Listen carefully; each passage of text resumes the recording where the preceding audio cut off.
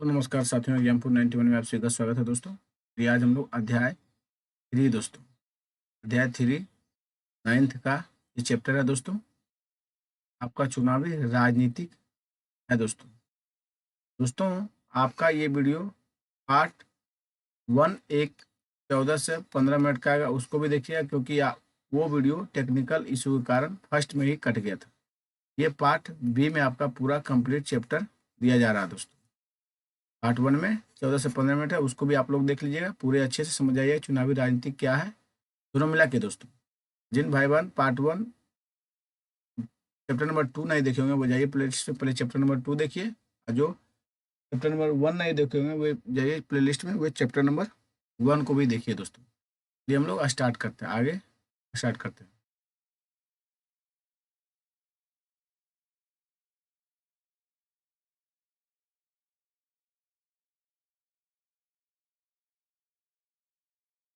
देखिए, क्या राजनीतिक प्रतिद्वंद्विता अच्छी चीज है?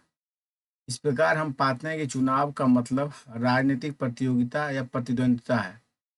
यह प्रतियोगिता कई तरह का रूप ले सकती है। सबसे स्पष्ट रूप है राजनीतिक पार्टियों के बीच प्रतिद्वंद्विता। निर्वाचन क्षेत्रों में इसका स्वरूप उम्मीदवारों के बीच प्रतिद्वंद्विता को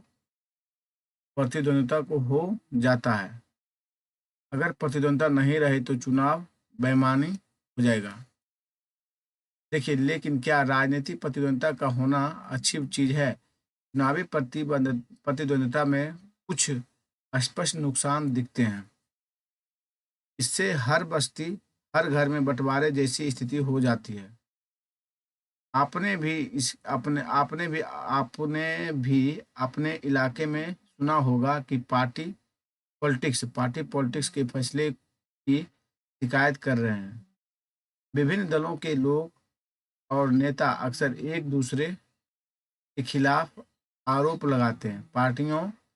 और पार्टियां और उम्मीदवार चुनाव जीतने के लिए तरह तरह के हथकंडे भी अपनाते हैं दोस्तों। कुछ लोगों का कहना है कि चुनावी दौर जीतने का यह दबाव सही किस्म का दीर्घकालिक राजनीति को पनपने नहीं देता है। समाज और देश की सेवा करने की चाह रखने वाले कई अच्छे लोग भी इन्हीं कारणों से चुनावी मुकाबले में नहीं उतरते हैं दोस्तों। उन्हें उस मुश्किल और बढ़ेगी लड़ाई में उतरना अच्छा नहीं लगता। बेढंगी लड़ाई में उतरना अच्छा नहीं लगता दोस्तों। हमारे संविधान निर्माता इन समस्याओं के प्रति सचेत थे, फिर भी उन्होंने भविष्य के नेताओं के चुनाव के लिए मुक्त चुनावी मुकाबला का ही चयन किया। उन्होंने ऐसा इसलिए किया क्योंकि दीर्घकालिक रूप में यही व्यवस्था बेहतर काम करती है। एक आदर्श दुनिया में ही सभी राजनीतिक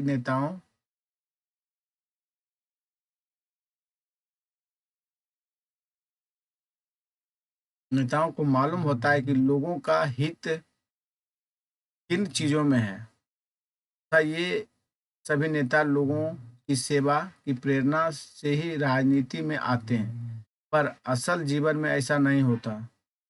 दुनिया भर के सभी नेताओं को अन्य पेशों के लोगों के सामने आगे बढ़ने की अपना करियर बनाने की चिंता होती है। वे सत्ता में बने रहना चाहते हैं या अपने लिए बड़ी से बड़ी कुर्सी और ज़्यादा से ज़्यादा अधिकार पाना चाहते हैं।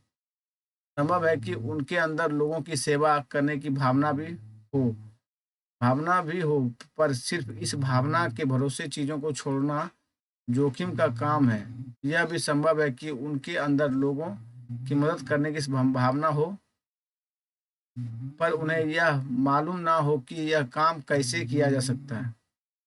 या फिर यह भी हो सकता है कि उनके मन में जो विचार हो, उनका लोगों की ज़रूरत या स्थानीय स्थितियों से मेल ही ना बैठे।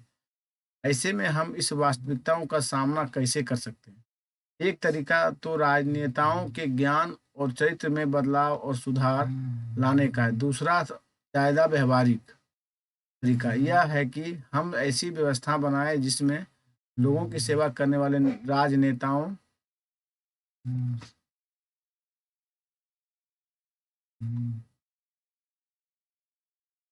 पुरस्कार मिले और ऐसा ना करने वाले को दंड मिले। इस पुरस्कार या दंड का फैसला कौन करता है? इसका सीधा सा जवाब है कि लोग करते हैं। चुनावी प्रतिद्वंद्विता का यही अर्थ है कि नियमित चुनाव मुकाबले का लाभ राजनीतिक दलों और नेताओं को मिलता है। वे जानते हैं कि अगर उन्होंने लोगों की इच्छा के अनुसार मुद्दे को उठाया तो उनकी लोकप्रियता बढ़ेगी और अगले चुनाव में उनकी जीत की संभावना भी बढ़ेगी। लेकिन यदि वे अपने कामकाज से मतदाताओं को संतुष्ट करने में असफल रहते हैं तो अगला चुनाव नहीं जीत सकते हैं। देखिए, इस तरह यदि कोई राजनीतिक पार्टी सिर्फ सत्ता में आने की इच्छा से ही आगे आई तो भी उसे मजबूरन जनता की सेवा करनी होगी।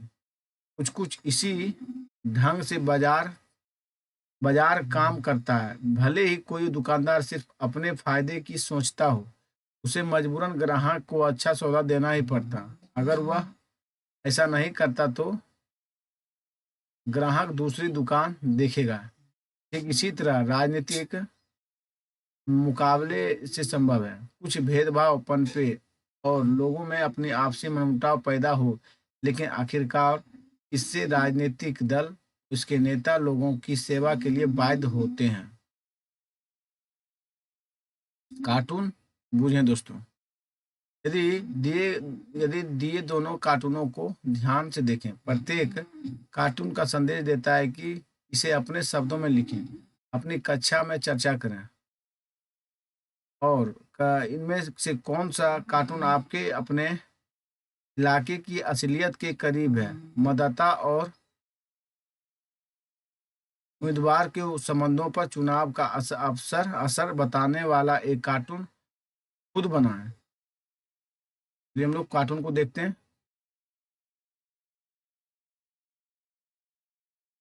मेरे पास वोट है, मेरे पास योजनाएं हैं, घोषणाएं हैं, वायदे हैं, मेरे पास वोट है।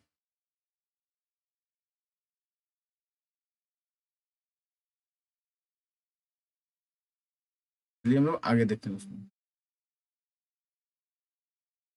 चुनाव प्रणाली क्या है? चुनाव की हमारी प्रणाली क्या है दोस्तों? चलिए देखते हैं हम लोग। क्या हमारे देश में होने वाले चुनाव लोकतांत्रिक है? इस सवाल का जवाब देने के लिए आइए देखें कि भारत में चुनाव किस तरह होते हैं। हमारे यहाँ लोकसभा विधानसभाओं के चुनाव हर 5 साल बाद होता है दोस्तों। 5 साल के बाद सभी चुने हुए प्रतिनिधियों का कार्यकाल समाप्त हो जाता है। लोकसभा और विधानसभाएं भंग हो जाती है। फिर सभी चुनाव क्षेत्रों में एक ही दिन या एक छोटे अंतराल में अलग अलग दिन चुनाव होते हैं। इसे आम चुनाव कहते हैं। कई बार सिर्फ एक क्षेत्र में चुनाव होता है। ये हम लोग आगे देखते हैं। किसी सदस्य जो किसी सदस्य की मृत्यु या इस्तीफे से खाली हुआ होता है, इसे उपचुनाव कहते हैं साथियों। इस अध्याय में हम आम चुनाव पर ही ध्यान केंद्रित करेंगे। चलिए चुनाव क्षेत्र देखिए। आपने पढ़ा है कि हरियाणा के लोगों ने 90 विधायकों का चुनाव किया। संभव है अपने सोचा होगा कि उन्होंने ऐसा कैसे किया होगा। क्या हरियाणा का हर व्यक्ति 90 विधायकों के लिए वोट देता है? शायद आपको भी मालूम। गुलबर्गा संसदीय क्षेत्र देखिए दोस्तों। चलिए फिगर बाद में समझते हैं, हम लोग पहले देख लेते हैं।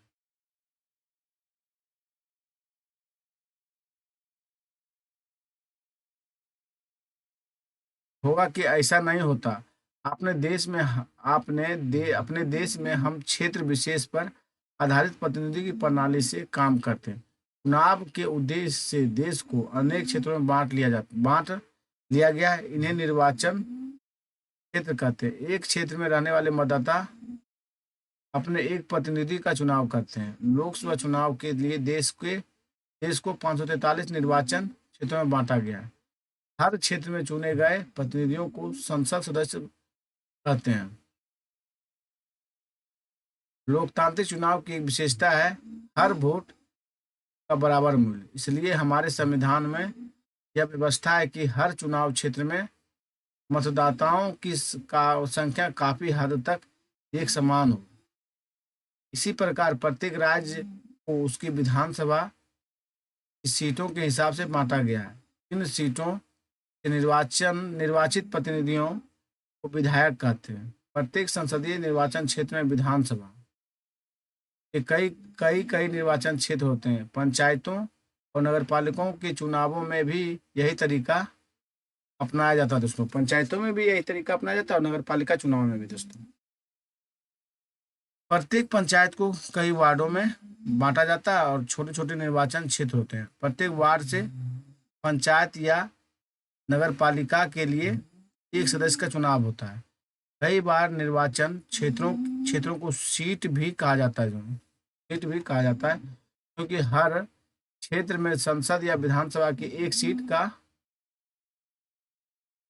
प्रतिनिधित्व करता है। इसलिए हम जब कहते हैं कि लोक दल ने हरियाणा की 60 सीटें जीती है, तो इसका मतलब है कि विधानसभा में 60 निर्वाचन क्षेत्रों से लोकदल के 60 लोग जीतकर राज्य विधानसभा पहुंचे हैं। देखिए, आरक्षित निर्वाचन क्षेत्र। हमारा संविधान प्रत्येक नागरिक को अपना प्रतिनिधि चुनने और जनप्रतिनिधि के तौर पर चुने जाने का अधिकार देता है। लेकिन हमारे संविधान निर्माताओं को चिंता थी कि संभव है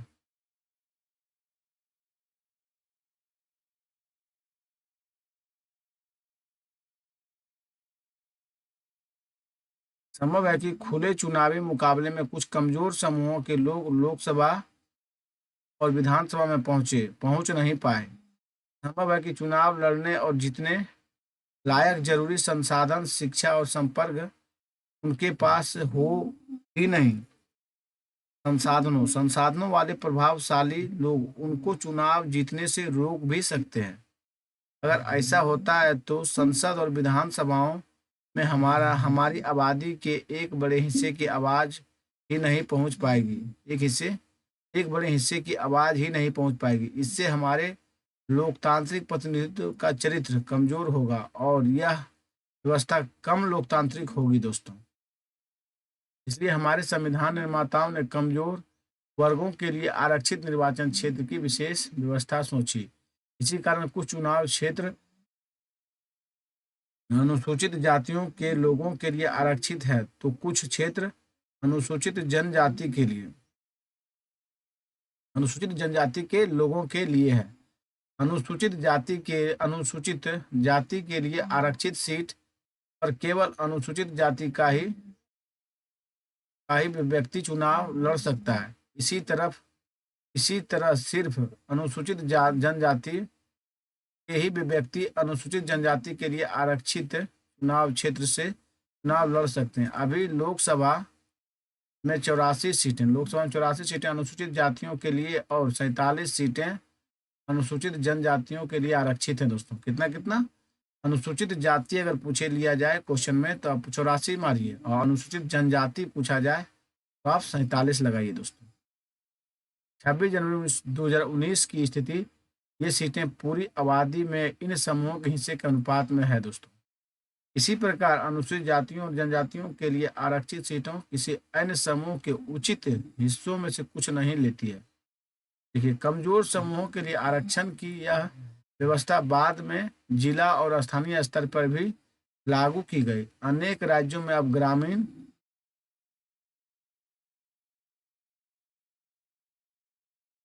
पंचायतों और शहरी नगरपालिकाओं और नगर निगमों और स्थानीय निकायों में अन्य पिछड़े वर्गों के लिए भी आरक्षण लागू हो गया है, पर हर राज्य में आरक्षित सीटों का अनुपात अलग अलग है दोस्तों।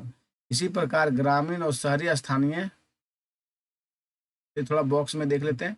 पंचायतों की तरह क्या हम संसद और विधानसभाओं की एक तिहाई सीटें महिलाओं के लिए आरक्षित नहीं कर सकते? चलिए हम लोग आगे देखते हैं। चलिए ऊपर वाला पहले फिगर थोड़ा समझ लीजिए दोस्तों।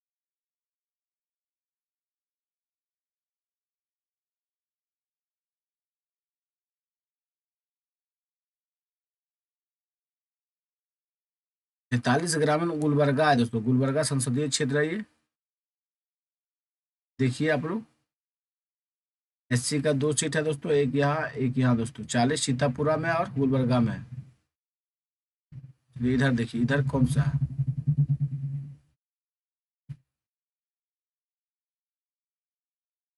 इधर आपका कर्नाटक का गुलबर्गा है दोस्तों, और कालूबुर्गी जिला है दोस्तों। देखिए गुलबर्गा आपका,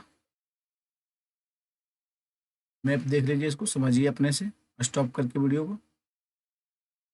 ये हम लोग आगे चलते हैं, जो बॉक्स में दिया है उसे हम लोग देख लेते हैं।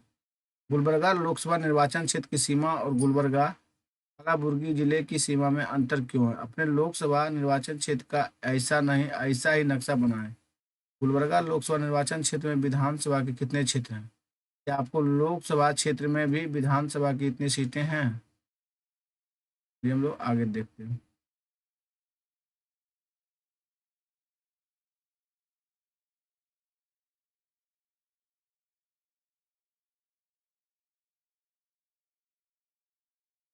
देखिए इसमें, देखिए दोस्तों, लोकसभा निर्वाचन क्षेत्र है दोस्तों, और कुल क्षेत्र सामान्य और आरक्षित अनुसूचित जाति अनुसूचित जनजाति दोस्तों। ये हम लोग देख लेते हैं।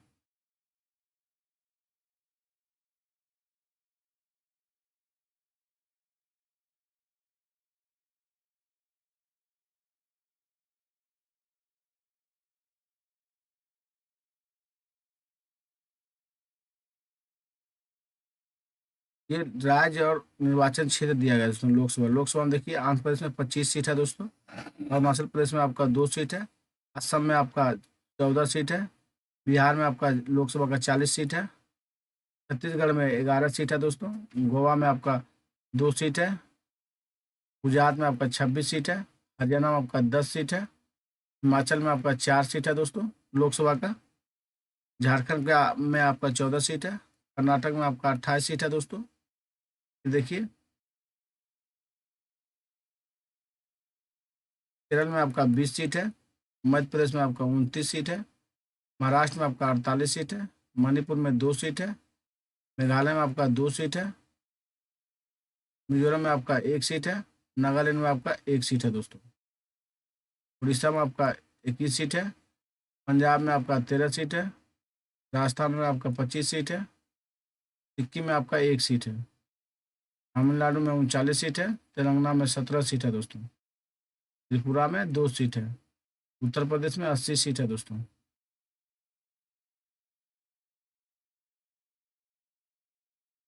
उत्तराखंड में आपका 5 सीट है, पश्चिम बंगाल में 42 सीट है दोस्तों। ये केंद्र शासित प्रदेश में देखिए,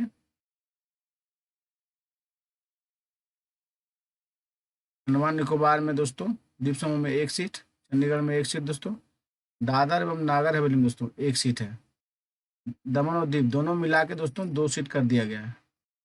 दिल्ली में आपका 60 सीट है, जम्मू कश्मीर में आपका 5 सीट है, लद्दाख 1 सीट दोस्तों, लक्षद्वीप 1 सीट, पुदुचेरी 1 सीट दोस्तों।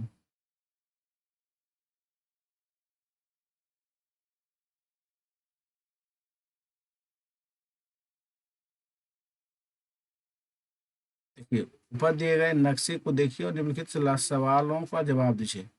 आपने आपके राज्य और इसके 2 पड़ोसी राज्यों में लोकसभा निर्वाचन क्षेत्रों की संख्या कितनी है? किन किन राज्यों में लोकसभा 30 से ज्यादा निर्वाचन क्षेत्र है दोस्तों? उस राज्यों में निर्वाचन क्षेत्रों की संख्या ज्यादा क्यों है? उस निर्वाचन क्षेत्रों जिसके ही हिसाब से छोटे और कुछ बड़े क्यों हैं? अनुसूचित जाति और अनुसूचित जनजातियों के लिए आरक्षित निर्वाचन क्षेत्र, देश में बिखरे हुए कुछ इलाके, इसकी संख्या ज्यादा है। चलिए हम लोग आगे देखते हैं।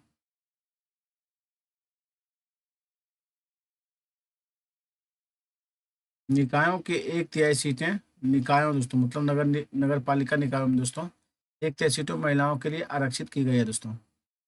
मतदाता सूची देखिए, एक बार जब निर्वाचन क्षेत्र का फैसला हो जाता है, तब यह तय किया जाता है कि कौन वोट दे सकता है और कौन नहीं। इस फैसले को अंतिम दिन तक के लिए किसी के भरोसे नहीं छोड़ा जा सकता। लोकतांत्रिक चुनाव मतदान की योग्यता रखने वाले सूची चुनाव से काफी काफी पहले से तैयार कर ली जाती है और हर किसी को दे दी जाती है। इस चुनाव सूची को आधिकारिक रूप ये मतदाता सूची कहते हैं। आम बोलचाल में वोटर लिस्ट कहते हैं दोस्तों।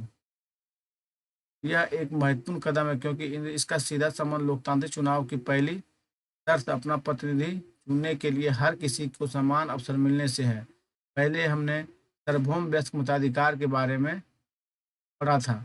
व्यवहार में इसका मतलब है कि हर किसी को मत देने का अधिकार होना चाहिए और हर एक एक मत का समान मोल का होना चाहिए। जब तक ठोस कारण ना हो किसी को मताधिकार से वंचित नहीं किया जाना चाहिए। अलग अलग नागरिक अनेक मामले में एक दूसरे से भिन्न होते हैं। कोई अमीर है तो कोई गरीब है, कोई बहुत पढ़ा लिखा है तो कोई कम या एकदम अशिक्षित है, कोई भी बहुत दयालु है तो कोई नहीं है, पर हर कोई इंसान तो है और अपनी जरूरतों और विचारों के अनुरूप समाज में योगदान करता है। इसलिए सभी को प्रभावित करने वाले निर्णयों में सबकी भागीदारी होनी चाहिए दोस्तों। हमारे देश में 18 वर्ष और उससे ऊपर की उम्र के सभी नागरिक चुनाव में वोट डाल सकते हैं।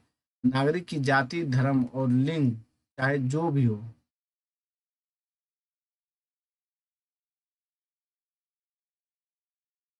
उसे मत देने का अधिकार है। अपराधियों और दिमागी असंतुलन वाले कुछ लोगों को वोट देने का अधिकार से वंचित किया जा सकता है, लेकिन ऐसा सिर्फ बेहद खास स्थितियों में हो सकता है। सभी सक्षम मतदाताओं का नाम मतदान सूची में हो यह व्यवस्था करना सरकार की जिम्मेदारी है। चूंकि हर अगले चुनाव में नए लोग मतदाता बनने की उम्र तक आ जाते हैं, इसलिए हर चुनाव से पूर्व मतदाता सूची को सुधारा जाता है। जो लोग इस इलाके के बाहर चले जाते हैं या जिनकी मौत हो जाती है, उनके नाम इस सूची से काट लिए जाते हैं। हर 5 वर्ष में मतदाता सूची का पूर्ण नवीकरण किया जाता है। ऐसे मतदाता सूची को एकदम ताज़ा कर रखने के लिए किया जाता है। पिछले कुछ वर्षों में चुनावों में फोटो पहचान पत्र की नई व्यवस्था लागू की गई है। सरकार में मतदाता सूची में दर्ज सभी लोगों को यह कार्ड देने की कोशिश की है कि वोट देने जाते समय मतदाता को यह पहचान पत्र साथ रखना होता है, जिससे किसी एक वोट का कोई दूसरा न डाल दे किसी एक का वोट कोई दूसरा न डाल दे। पर मतदाता के लिए यह कार्ड अभी तक अनिवार्य नहीं हुआ है। वोट देने के लिए मतदाता राशन कार्ड या ड्राइविंग लाइसेंस जैसे पहचान पत्र दिखा सकता है। उम्मीदवारों का नामांकन देखिए। हमने ऊपर देखा कि लोकतांत्रिक चुनाव में लोगों के पास वास्तविक विकल्प होना चाहिए। तो ये देखते हैं वास्तविक विकल्प।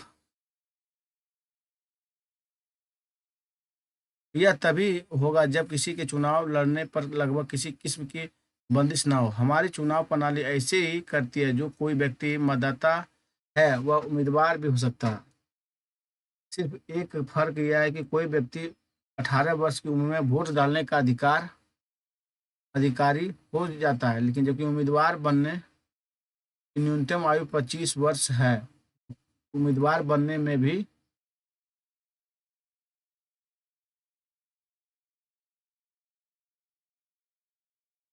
ये आपका वोटर लिस्ट है दोस्तों। देखिए वोटर लिस्ट किस तरह होता है। निर्वाचन नियमावली 2019 बिहार का दोस्तों देख लीजिए किस तरह रहता है वोटर कार्ड दोस्तों।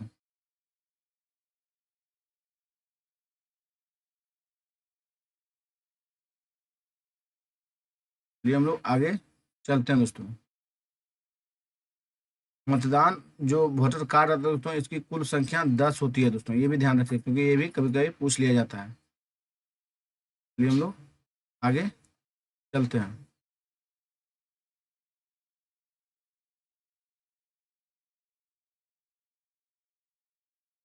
अपराधियों को वगैरह पर रोक है, लेकिन यह पाबंदी भी बहुत ही कम मामले में लागू होती है। राजनीतिक दल अपने उम्मीदवार मनोनीत करते हैं जिन्हें पार्टी का चुनाव चिन्ह और समर्थन मिलता है। पार्टी के मनोनयन को बोलचाल की भाषा में टिकट कहते हैं। चुनाव लड़ने के इच्छुक हर एक उम्मीदवार को यह नामांकन पत्र भरना पड़ता है और कुछ रकम जमानत के रूप में जमा करनी पड़ती है।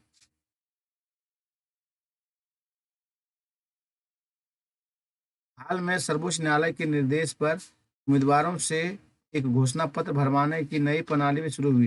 अब हर उम्मीदवार को अपने बारे में कुछ ब्यौरे देते हुए संवैधानिक घोषणा करना होता है कि प्रत्येक उम्मीदवार को इन मामले के सारे विवरण देने होते हैं। देखिए, उम्मीदवार के खिलाफ चल रहे गंभीर आपराधिक मामले भी हैं। ये देखिए, उम्मीदवार और उनके परिवार के सदस्यों की संपत्ति और देनदारियों की ब्यौरा। नेक्स्ट देखिए, उम्मीदवारों की शैक्षणिक योग्यता। इन सूचनाओं को सार्वजनिक किया जाना चाहिए। इससे मतदाताओं को उम्मीदवारों द्वारा खुद के बारे में सूचना के आधार पर अपने फैसले करने का मौका मिलता है दोस्तों। ये आगे देखते हैं हम लोग।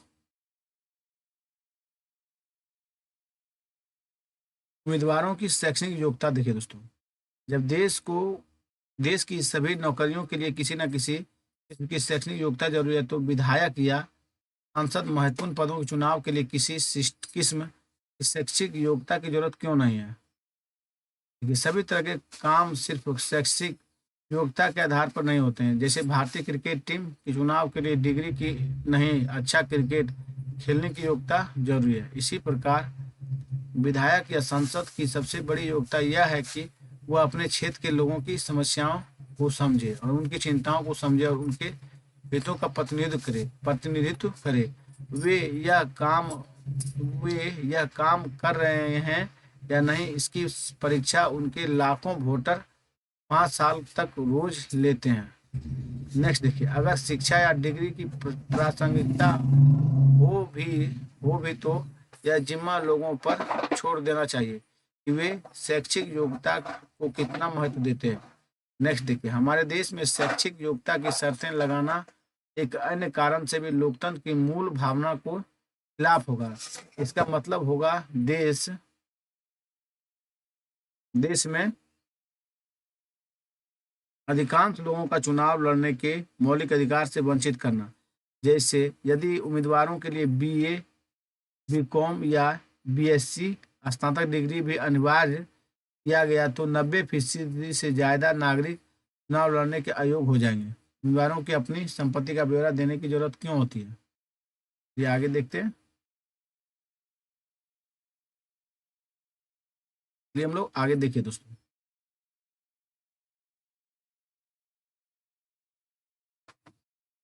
चुनाव अभियान देखिए, चुनावों का मुख्य उद्देश्य लोगों को अपनी पसंद के प्रतिनिधियों सरकार और नीतियों का चुनाव करने का अवसर देना। इसलिए कौन प्रतिनिधि बेहतर है, कौन पार्टी अच्छी सरकार देगी या अच्छी नीति कौन सी है, इस बारे में स्वतंत्र और खुली चर्चा भी बहुत जरूरी है। चुनाव अभियान के दौरान यही होता है। देखिए, हमारे देश में उम्मीदवारों की अंतिम सूची की घोषणा होने और मतदान की तारीख के बीच आमतौर पर 2 सप्ताह का समय चुनाव प्रचार के लिए दिया जाता है। इस अवधि में उम्मीदवार मतदाताओं के संपर्क करते हैं और राजनेता चुनावी सभाओं को भाषण देते हैं और राजनीतिक पार्टियां अपने समर्थकों को सक्रिय करती है। इसी अवधि में अखबार और टीवी चैनलों पर चुनाव से जुड़ी खबरें और बहसें भी होती है। पर असल में चुनाव अभियान सिर्फ 2 हफ्ते नहीं चलता। राजनीतिक दल चुनाव होने के महीने पहले से इसकी तैयारी शुरू कर देते हैं।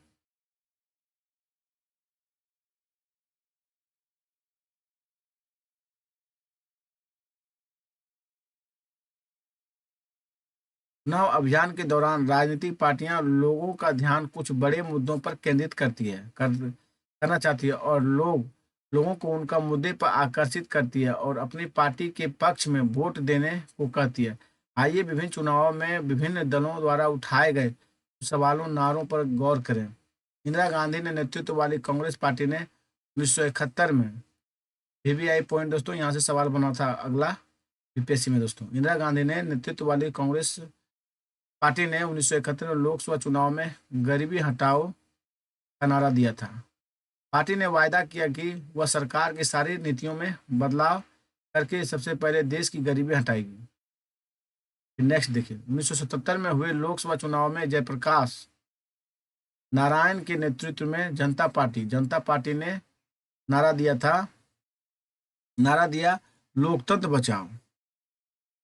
पार्टी ने आपातकाल के दौरान हुई ज्यादतियों को समाप्त करने और नागरिक आज़ादी को बहाल करने का वायदा किया था।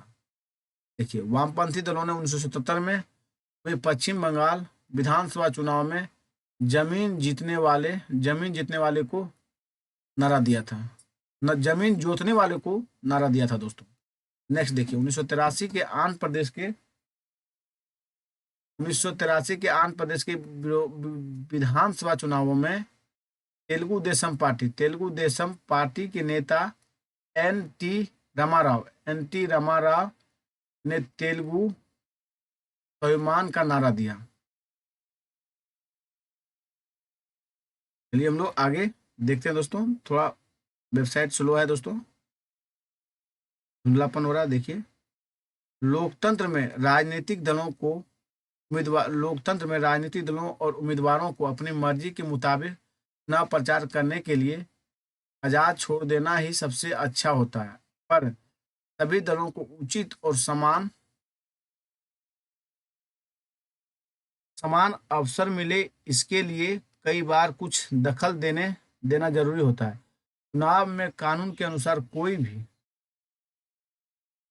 ये देखिए कुछ बॉक्स में कुछ दिया गया, उसको भी नहीं छोड़ना है, क्योंकि कहीं से भी क्वेश्चन बन सकता है दोस्तों। चुनावों में राजनीतिक दलों और उम्मीदवारों के निर्देशन के लिए आदर्श आचार संहिता पर यह कार्टून बना है।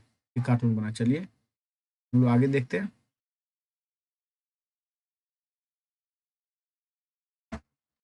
खुद करें, खुद सीखें। पिछले लोकसभा चुनाव में आपके चुनाव क्षेत्र में चुनाव अभियान कैसा चला? उम्मीदवारों और पार्टियों ने क्या क्या कहा, क्या क्या किया, इसकी सूची तैयार करें। उम्मीदवार या पार्टी ये सब काम नहीं कर सकती। मतदाता को प्रलोभन देना, घूस देना और धमकी देना भी है दोस्तों। नेक्स्ट देखिए, से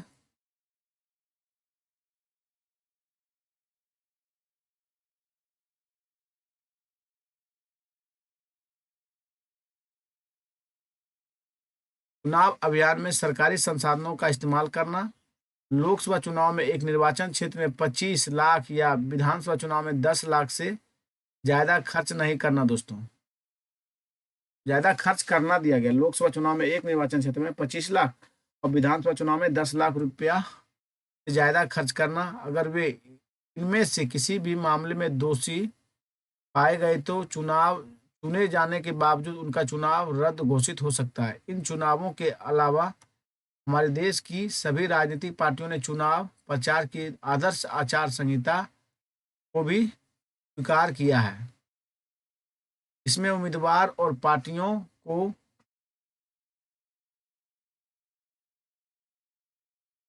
यह सब करने की मनाही होती है दोस्तों, मतलब नहीं कर सकते हैं वे। चुनाव प्रचार के लिए किसी धर्म स्थल का उपयोग करना, ये भी नहीं कर सकते हैं। सरकारी वाहन, विमान या अधिकारियों का चुनाव में उपयोग, ये भी नहीं हो सकता है। चुनाव की अधिघोषणा हो जाने के बाद मंत्री किसी बड़ी योजना या शिलान्यास, बड़े नीतिगत फैसले या लोगों की सुविधा देने वाले वायदे नहीं कर सकते। मतदान और मतगणना देखिए, मतदान और मतगणना चुनाव का आखिरी चरण है। मतदाताओं द्वारा वोट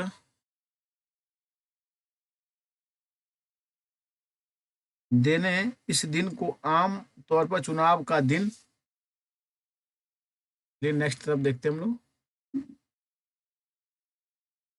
चुनाव का दिन कहते हैं दोस्तों। मतदाता सूची में जूम हो गया, इसलिए इस तरह हो रहा दोस्तों। थोड़ा छोटा छोटा रहता तो नहीं होता। मतदाता सूची में नाम वाला हर व्यक्ति अपने इलाके में स्थित मतदाता केंद्र पर जाता है और यह अस्थायी तौर पर स्थानीय स्कूल या किसी सरकार सरकारी इमारत में बना होता है। जब मतदाता मतदान केंद्र में जाता है तो चुनाव अधिकारी उसे पहचान कर उसकी उंगली पर एक काला निशान लगा देता है और उसे वोट डालने की अनुमति देता है। सभी उम्मीदवारों के एजेंटों को सभी उम्मीदवार एजेंटों को मतदान केंद्र पर अंदर बैठने की इजाजत होती है, जिससे कि वे देख सके कि चुनाव ठीक ढंग से हो रहा है। पहले मतदाता एक मतपत्र पर अलग अलग छपे उम्मीदवारों के नाम और चुनाव चिन्ह में से अपने पसंद के उम्मीदवार को चुनाव चिन्ह पर मुहर लगाकर अपनी पसंद जाहिर करते थे। अब मतदान के लिए इलेक्ट्रॉनिक वोटिंग मशीन का इस्तेमाल होने लगा। मशीन के ऊपर उम्मीदवारों, तो चलिए पहले बॉक्स में देख लेते हैं क्या दिया गया। क्या हमारे देश में चुनाव बहुत महंगे हैं? भारत में चुनाव कराने पर बहुत ज़्यादा रकम खर्च होती है। जैसे 2014 में लोकसभा चुनाव पर ही सरकार ने करीब 3500 करोड़ खर्च किए। हिसाब लगाएं तो मतदाता सूची में दर्ज हर नाम पर 40 करोड़ खर्च हुए। पार्टियों और उम्मीदवारों ने चुनाव में सरकार से भी ज़्यादा पार्टियां और उम्मीदवारों ने चुनाव में सरकार से भी ज़्यादा खर्च किया। मोटे अनुमान के अनुसार सरकार, पार्टियों और उम्मीदवारों का कुल खर्च करीब 30,000 करोड़ हुआ। 30,000 करोड़ हुआ होगा, अर्थात मतदाता करीब 500 करोड़, प्रति मतदाता 500 करोड़।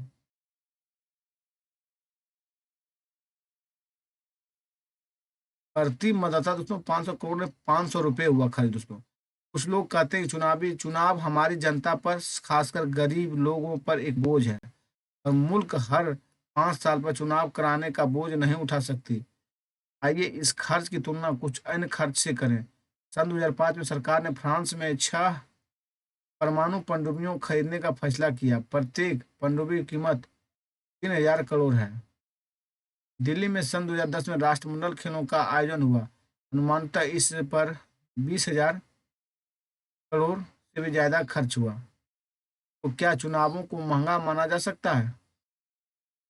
इस विषय पर अपनी राय बनाएं और कक्षा में चर्चा करें दोस्तों। चलिए हम लोग आगे देखते हैं।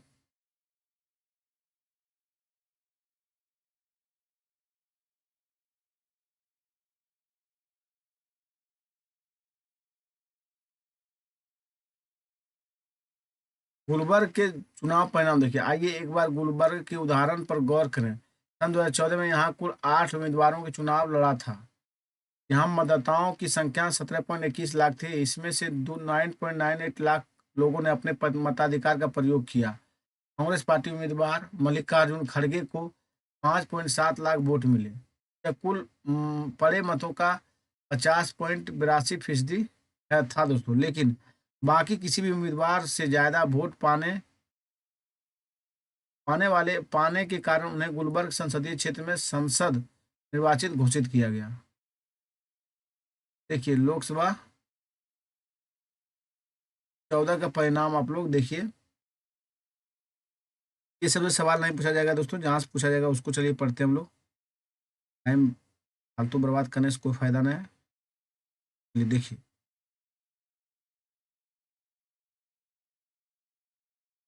उम्मीदवारों के नाम और उसके चुनाव चिन्ह बने होते हैं। निर्दलीय उम्मीदवारों को चुनाव अधिकारी चुनाव चिन्ह देते हैं। मतदाता को इस उम्मीदवार को वोट देना होता है। उनके चुनाव चिन्ह के आगे बटन को एक बार दबाकर देना होता है।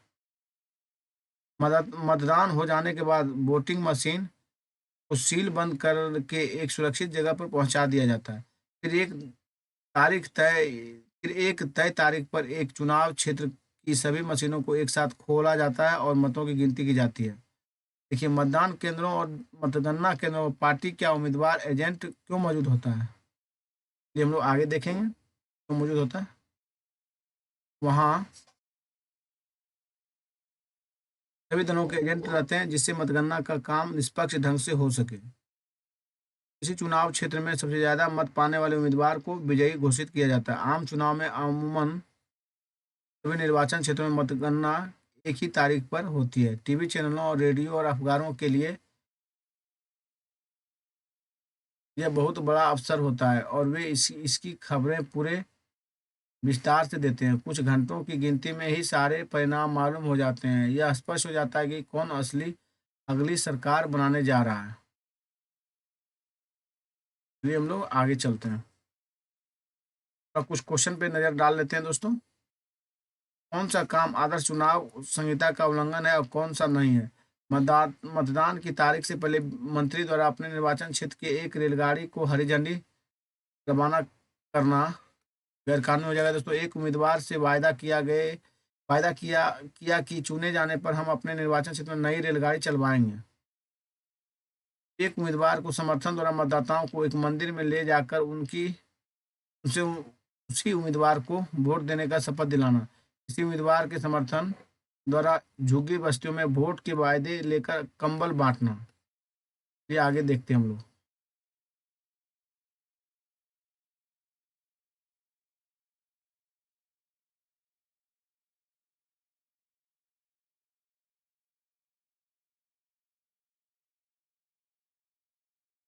भारत में चुनाव क्यों लोकतांत्रिक है दोस्तों? देखिए, हम चुनाव में गड़बड़ियों और धांधलियों के बारे में पढ़ते रहते हैं।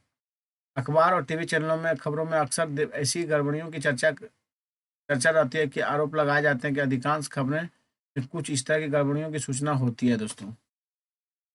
देखिए, मतदाता सूची में फर्जी नाम डालने और असली नामों को गायब करने की है। फिर देखिए, शासक दल द्वारा सरकारी सुविधाओं और अधिकारियों को दुरुपयोग की है। अमीर उम्मीदवारों और बड़ी पार्टियों द्वारा बड़े पैमाने पर धन खर्च करने की है। मतदान के दिन चुनावी धांधली, मतदाताओं को डराना और फर्जी मतदान करना। देखिए आगे, इनमें से अनेक खबरें सही होती है। ऐसी खबरें को पढ़ने या टीवी पर देखते हुए हमें दुख होता है कि यह पर सौभाग्य से ये गड़बड़ियां इतने बड़े पैमाने पर नहीं होती। चुनाव के उद्देश्य को ही नकार दें। इस परिप्रेक्ष्य में अगर एक एक करके सवाल उठाएं तो यह ज़्यादा स्पष्ट हो जाती है कि कोई पार्टी बिना जन समर्थन के सिर्फ चुनावी धांधलियों के सहारे चुनाव जीतकर सत्ता में आ जाती है। यह एक महत्वपूर्ण सवाल है। आइए इस सवाल के विभिन्न पहलुओं पर भी सावधानी से गौर करेंगे। ये देखिए, और चुनाव आयोग। स्वतंत्र चुनाव आयोग दोस्तों, देखिए, चुनाव निष्पक्ष हुए हैं या नहीं इसे जांचने का एक सरल तरीका है। यह देखना कि उनका संचालन कौन करता है। क्या चुनाव कराने वाले लोग सरकार से स्वतंत्र हैं या फिर सरकार या शासक पार्टी उन पर दबाव या प्रभाव बनती है? क्या उनके पास स्वतंत्र और निष्पक्ष चुनाव कराने की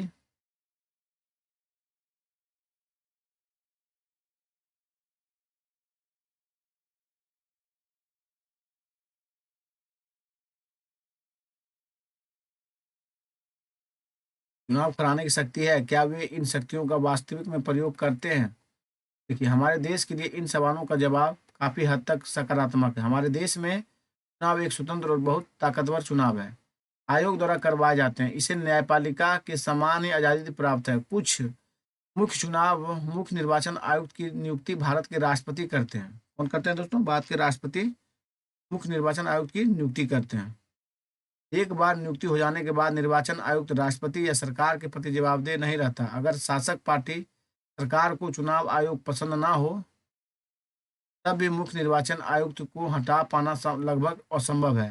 दुनिया के शायद ही किसी चुनाव आयोग को भारत निर्वाचन आयोग जितने अधिकार प्राप्त होंगे। देखिए आगे, निर्वाचन आयोग चुनाव की अधिसूचना जारी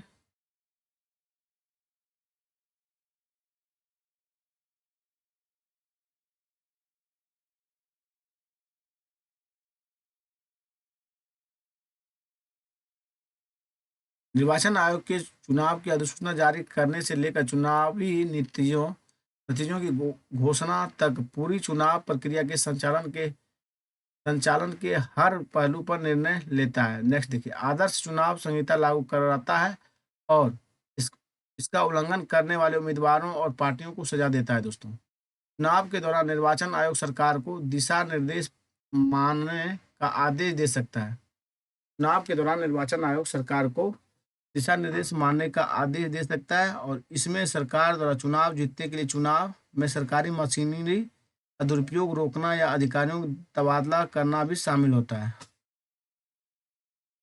चुनाव ड्यूटी पर तैनात अधिकारी सरकार के नियंत्रण में ना होकर निर्वाचन आयोग के अधीन काम करता है। पिछले करीब 25 वर्षों के दौरान निर्वाचन आयोग ने अपनी सारी शक्ति का उपयोग चुनाव आयोग के पास इतनी शक्ति क्यों है? क्या यह लोकतंत्र के लिए अच्छा है? तो देखिए, सारी शक्तियों का उपयोग करता है दोस्तों। चलिए देखते हैं आगे। सारी शक्तियों का उपयोग शुरू किया, साथ ही अपने शक्तियों में विस्तार भी किया। अब यह आम बात हो गई है कि निर्वाचन आयोग सरकार और प्रशासन को उनकी गलतियों के लिए फटकार लगाए।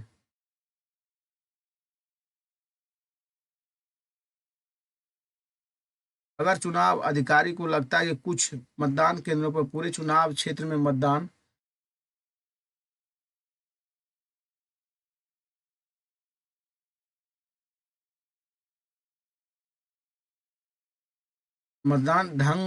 ठीक ढंग से नहीं हुआ है, तो वे वहां फिर से मतदान का आदेश दे सकते हैं। अक्सर शासक दलों के निर्वाचन आयोग के कामकाज से परेशानी होती है, लेकिन उन्हें निर्वाचन आयोग के आदेश मानने होते हैं। अगर निर्वाचन आयोग स्वतंत्र और शक्तिशाली नहीं होता तो यह संभव ना होता।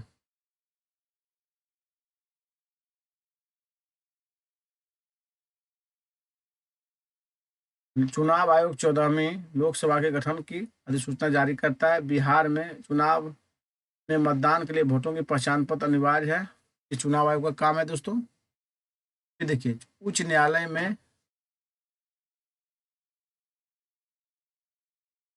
में चुनाव आयोग से अपराधी नेताओं पर रोक लगाने को कहना। फिर चुनाव आयोग को हरियाणा के लिए नए पुलिस प्रमुख की नियुक्ति स्वीकार दोस्तों।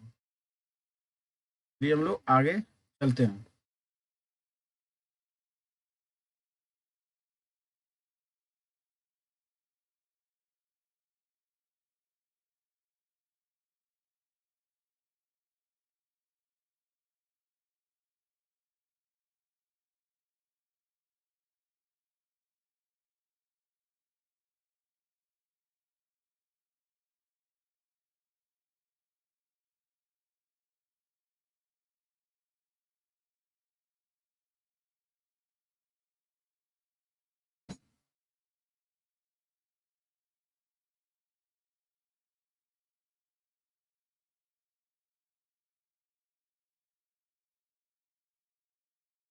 चुनाव आयोग ने चुनाव खर्च पर नकेल कसी। चुनाव आयोग ने 398 मतदाता केंद्रों पर फिर से वोट डालने का आदेश दिया दोस्तों। चुनाव आयोग का एक और गुजरात दौरा, चुनावी तैयारियों का जायजा लिया दोस्तों। फिर देखिए, राजनीतिक विज्ञापनों पर सेंसर का अधिकार हो। चुनाव आयोग ने गृह मंत्रालय के चुनाव सुधार संबंधी सुझाव नकारे।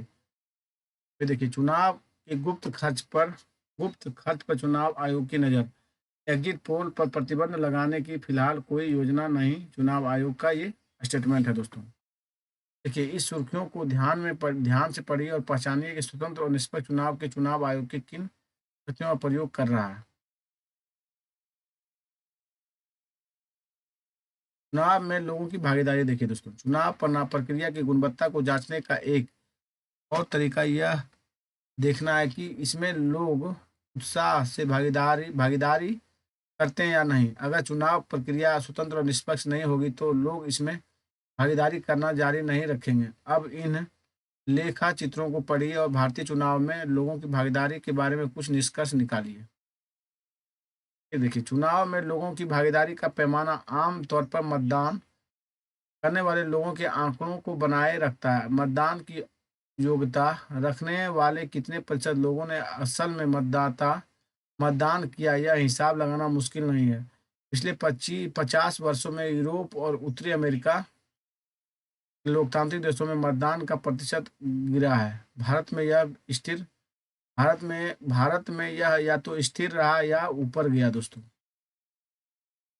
भारत और ब्रिटेन के मतदान का ये ग्राफ है दोस्तों। देखिए, भारत का आपका ये है, ब्रिटेन का देखिए गिर गया नीचे दोस्तों। ये हम लोग आगे चलते हैं।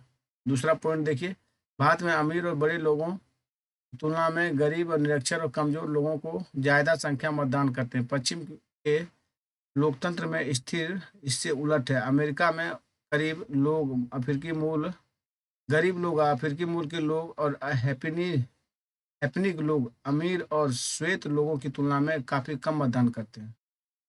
भारत और अमेरिका के विभिन्न सामाजिक समूहों में मतदान की प्रतिशत देखिए। गोरे 60% और श्वेत 56 हैपनिक 28% दोस्तों, ऊंची 56%, पिछड़ी जाति 58 दोस्तों, अनुसूचित जाति आपका 60 और जनजाति 61% दोस्तों। भारत में आंकड़ों के राष्ट्रीय चुनाव आयोग 2004 में CSDS, अमेरिकी आंकड़ों के national election study 2004, university of the Michigan. ये हम लोग आगे चलते हैं। नेक्स्ट पॉइंट देखिए, भारत में आम लोगों चुनावों को बहुत महत्व देते हैं। आम लोग दोस्तों, उन्हें लगता है कि चुनाव के जरिए वे राजनीतिक दलों पर अपने अनुकूल नीति और कार्यक्रम के लिए दबाव डाल सकते हैं। उन्हें लगता है कि देश में शासन चलाने के लिए तरीके उनके वोट का महत्व है। क्या आपको लगता है कि वोट से फर्क पड़ता है? ये देखिए नेक्स्ट पॉइंट में, हमें नतीजों को स्वीकारना दोस्तों। देखिए फर्क पड़ता है आपका 67% है दोस्तों, और फर्क नहीं पड़ता है आपका 18%, और पता नहीं ये 15% है। नेक्स्ट पॉइंट, साल दर साल चुनाव में संबंधित गतिविधियों में लोगों की सक्रियता बढ़ती जा रही है। 2004 के चुनाव में एक तिहाई से ज्यादा मतदाताओं ने चुनाव अभियान वाली गतिविधियों में किसी न किसी तरह से भागीदारी की। आधे से ज्यादा लोगों ने खुद को किसी न किसी दल की नजदीक बताया, लेकिन प्रत्येक 7 मतदाताओं में से एक व्यक्ति किसी न किसी राजनीतिक दल का सदस्य था। ये हम लोग नेक्स्ट पॉइंट देखते हैं, चुनाव के स्वतंत्र और निष्पक्ष होने का आखिरी पैमाना उसके नतीजे ही है। अगर चुनाव स्वतंत्र और निष्पक्ष ढंग से ना हो तो नतीजे हरदम ताकतवर जमात के पक्ष में ही जाते हैं। ऐसा स्थिति में शासक पार्टी चुनाव हारती ही नहीं, आमतौर पर हारने वाली पार्टी गड़बड़ ढंग से कराए गए चुनाव के नतीजों को स्वीकार नहीं करती। भारत में चुनावी नतीजे खुद ही काफी कुछ कर देते हैं। देखिए, भारत में शासक दल राष्ट्रीय और प्रांतीय स्तर पर अक्सर चुनाव हारते रहे हैं, बल्कि पिछले 15 वर्षों में भारत में जितने चुनाव हुए हैं उनमें प्रत्येक प्रत्येक 3 में से 2 शासक पार्टियां हारी है। अमेरिका में मौजूदा चुनाव हुआ प्रतिनिधि शायद ही कभी चुनाव हारता है। भारत में निर्वतमान सांसदों और विधायकों में से आधे चुनाव हार जाते हैं। वोट खरीदने में सक्षम पैसे वाले उम्मीदवार हो या आपराधिक पृष्ठभूमि वाले उम्मीदवार उनका भी चुनाव हारना बहुत आम है। कुछ एक अपवादों को छोड़ दें तो अक्सर हारी हुई पार्टी चुनाव के नतीजों को जनादेश मानकर स्वीकार कर लेती है। देखिए 2004 में आपका चुनाव का ग्राफ बढ़ा है दोस्तों। राष्ट्रीय चुनाव आयोग CSDS का देखिए 96 8%, 13% 98 में, 99 21 और 4 में 32% दोस्तों। चुनाव संबंधित गतिविधियों में भागने वाले प्रतिशत देखिए ग्राफ बढ़ते जा रहा है दोस्तों। चलते हैं हम लोग आगे पेज पे दोस्तों, स्वतंत्र और निष्पक्ष चुनाव की चुनौतियों दोस्तों। इस बात से हम इस सरल से निष्कर्ष पर पहुंचते हैं कि भारत में चुनाव बुनियादी रूप से स्वतंत्र और निष्पक्ष है। जो पार्टी चुनाव को जीतकर सरकार बनाती है उसे लोगों का समर्थन प्राप्त होता ही है। संभव है कि हर निर्वाचन क्षेत्र पर यह बात लागू ना होती हो। कुछ उम्मीदवारों पैसे के जोर पर या गलत तरीके से जीते हो सकते हैं, पर चुनाव का कुल नतीजा अभी भी लोगों की इच्छा पर ही बताता है दोस्तों। पिछले 50 वर्षों में हमारे देश में इस सामान्य नियम के थोड़े बहुत अपवाद हैं, और यही चीज भारतीय चुनाव प्रणाली को लोकतांत्रिक बनाती है दोस्तों। पर जब आप थोड़े ज्यादा गंभीर मसलों पर गौर करेंगे करके कुछ सवाल उठाएंगे तो तस्वीर थोड़ी अलग लगेगी। क्या लोग पूरी समझदारी और सारी चीजें जान कर फैसले लेते हैं? क्या मतदाता के पास सचमुच स्वस्थ विकल्प होते हैं? क्या चुनाव मैदान सबको बराबरी का अवसर देता है? क्या कोई सामान्य नागरिक चुनाव जीतने की कल्पना भी कर सकता है? इस तरह के सवाल भारतीय चुनाव व्यवस्था की सीमाओं और चुनौतियों की ओर हमारे ध्यान दिलाते हैं। यह कुछ ऐसे ही मुद्दा है, जैसे देखिए, ज्यादा रुपए पैसे वाले उम्मीदवार और पार्टियां गलत तरीके से चुनाव जीत ही पाएंगे, यह कहना मुश्किल है। उनकी स्थिति दूसरों से ज्यादा मजबूत रहती है।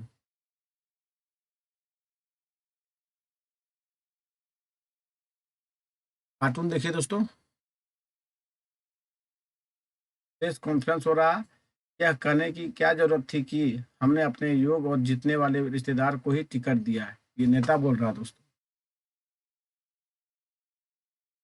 ये देखते हैं हम लोग, यह कार्टून में एक नेताजी संवाददाता सम्मेलन में बाहर आते हुए दिखाया गया है और वे भाई भतीजों के पक्ष में बोल रहे हैं। क्या भाई भतीजे बात कुछ राज्यों और पार्टियों तक ही सीमित है?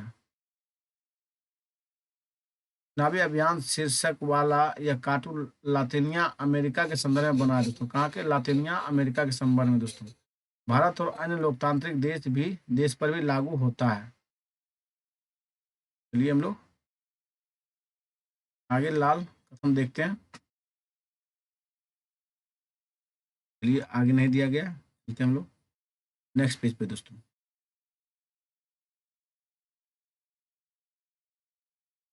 क्या कार्टून वोट के पहले और बाद में मतदाता की यही स्थिति को दिखाता है? क्या किसी लोकतंत्र में ऐसा हमेशा ही होगा? क्या आप कुछ ऐसे उदाहरण सोच सकते हैं जब ऐसा नहीं हुआ हो? आर के लक्ष्मण, टाइम्स ऑफ इंडिया का ये उस समय का पेपर से लिया गया कटिंग है दोस्तों। ये देखिए नेक्स्ट। देश के कुछ इलाकों में आपराधिक पृष्ठभूमि और संबंधों वाले उम्मीदवार दूसरों के चुनाव मैदान से बाहर करने और बड़ी पार्टियों के टिकट पाने में असफल होने लगे हैं।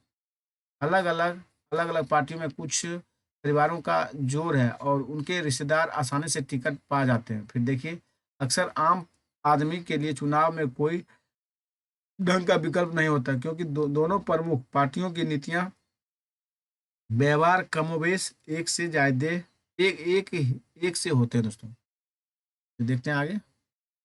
बड़ी पार्टियां की तुलना में छोटे दलों और निर्दलीय उम्मीदवारों को कई तरह की परेशानियां उठानी पड़ती है दोस्तों। ये चुनौतियां भारत की ही नहीं है, कई स्थापित लोकतंत्र की यह स्थिति है। लोकतंत्र में जो लोग आस्था रखते हैं उनके लिए ये चीजें गहरी चिंता का विषय है। इसमें से कुछ समस्याओं से मुक्ति पाने के लिए चुनाव प्रणाली में जरूर बदलाव की मांग नागरिकों और सामाजिक कार्यकर्ताओं और संगठनों की तरफ से होती होती रही है। क्या आप कुछ चुनाव सुधार सुझा सकते हैं?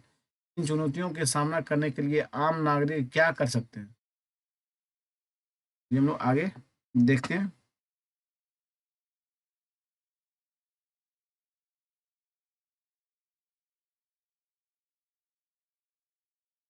चुनाव में धांधली देखिए दोस्तों। चुनाव में अपने बढ़ाने के लिए उम्मीदवार और पार्टियों द्वारा की जाने वाली गड़बड़ या फेरब फरेब, इनमें कुछ ही लोगों द्वारा काफी सारे लोगों के वोट डाल देना, एक ही व्यक्ति द्वारा अलग अलग लोगों के नाम पर वोट डालना, मतदान अधिकारियों को डरा धमकाकर रिश्वत देकर अपने उम्मीदवार के पक्ष में काम करवाना, ऐसी बातें शामिल है दोस्तों चुनाव धांधली में।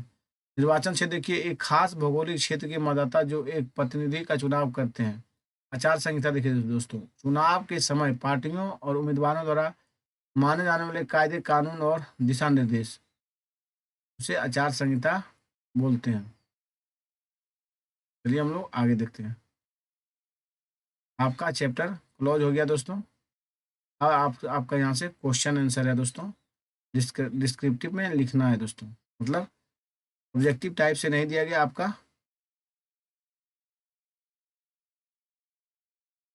चलिए आपका अगला चैप्टर स्टार्ट होगा दोस्तों। धन्यवाद। वीडियो आपका यहीं पे स्टॉप किया जाता है।